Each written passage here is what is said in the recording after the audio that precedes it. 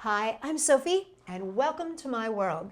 Today, I have a great holiday craft for you that mixes two of my favorite things, duct tape and pool noodles.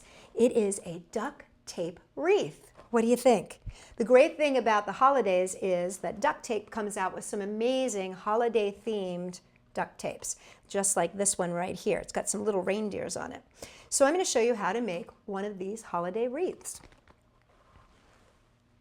First thing you're going to need is duct tape, of course, and you can mix your colors. I like to do that because it gives it more of a feel of, the evergreen, and you get some different colored greens in there and some different patterns. And you're also going to need a pool noodle. You're going to need a serrated knife. Always make sure that you have adult supervision when you do that. You're going to need a little dowel. Now this dowel fits into my pool noodle perfectly. If you don't have a dowel and all you have is like a pencil or something like that, which is just completely fine, just wrap it in duct tape until it gets to about the point that it'll fit in here nice and solid like a plug. And I'm going to need a pen. It doesn't have to be a indelible pen, but just a pen. And you're going to need a pair of scissors. So first thing I'm going to do is I'm going to figure out how big I want to make my wreath. You can make your wreath small, large, it's really up to you. So I'm just going to pull this around my pool noodle, and I'm going to make a smallish wreath.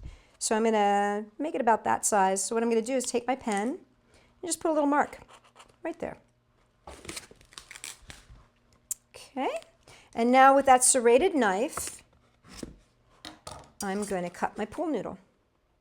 Always watch your fingers, keep them away from the knife. Make sure you never put your hand underneath. I hold it to keep myself from the pool noodle from rolling. Not myself from rolling, but the pool noodle from rolling. I'm going to cut right on down. And I don't need this extra piece, so I'm just going to put that over here. And now I'm going to take this little plug, and I'm just going to put the plug in the end and wrap it all the way around, just like that.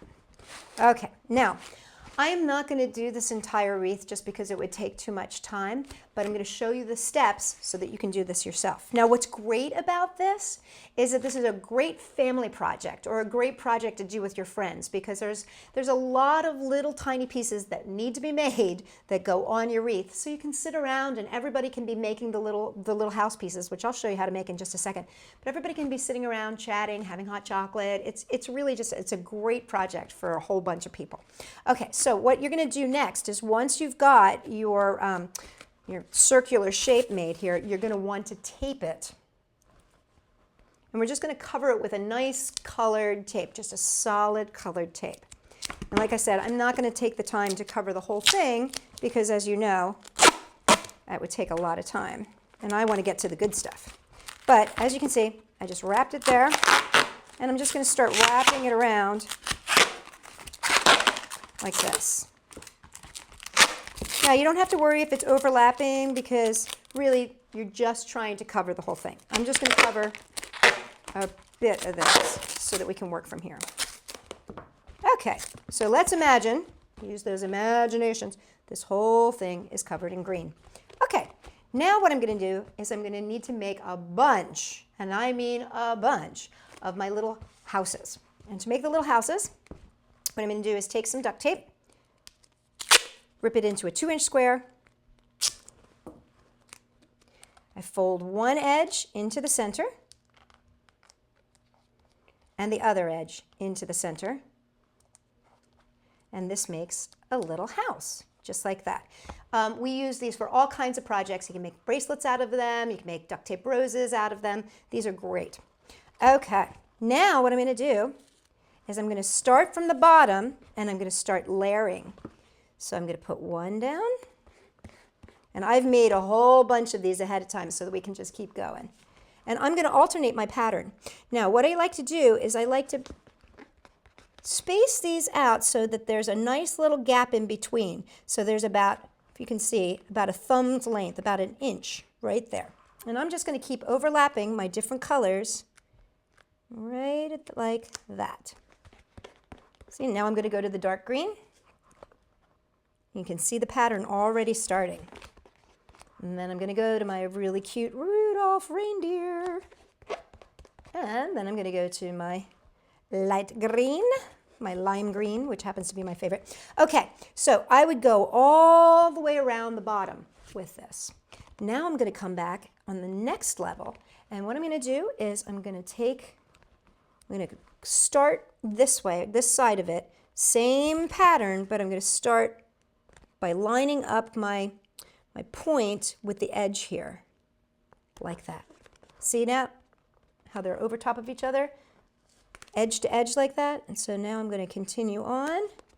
See how it starts to give you a really cool texture?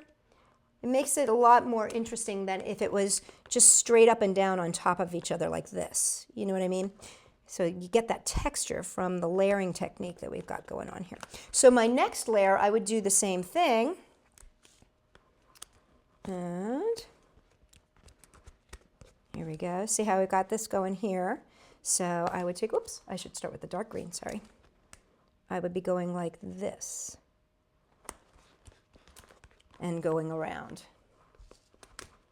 like that. So you continue doing this technique all the way around, all the way around, all the way around. You're doing it in layers, 1, 2, 3, and you just keep coming and coming and coming until you get to the center. And here, I'll show you what I mean. There's lots and lots of layers. So we've got 1, 2, 3, 4, 5, 6, 7, 8, 9, 10. You get the point. There's a lot of layers here. This is why I said it's great if you've got a whole bunch of people, because everybody can sit around and make all these little houses for you, and then you can have the fun of sticking them all on. Now, I've embellished this with a really beautiful bow, and we have a tutorial on how to make the bows as well. So you might want to check that out at the YouTube channel, and then you can make your bow and just stick it right onto your beautiful wreath. Now, you don't have to do a holiday wreath. You might want to do something that is a little less Christmassy, and to do, or you know what else? You might have all these ends and pieces of colored duct tape from all your different rolls.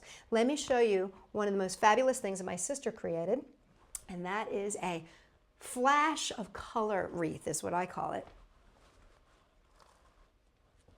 And this one, what's amazing is that she has basically taken all of these little bits and pieces of the rolls that we had left over, where you end up with maybe a foot or two of extra tape before you get to the very, very end, and she's turned it into this amazing wreath. Now, my sister is extremely talented, and I will tell you that this bow, which I think is absolutely amazing, appears on the website as a tutorial with step-by-step. We thought it might be a little hard to do in the video form, but if you go to sophie-world.com, you can check out the tutorial on how to make this amazing bow, along with the step-by-steps on how to do the wreaths.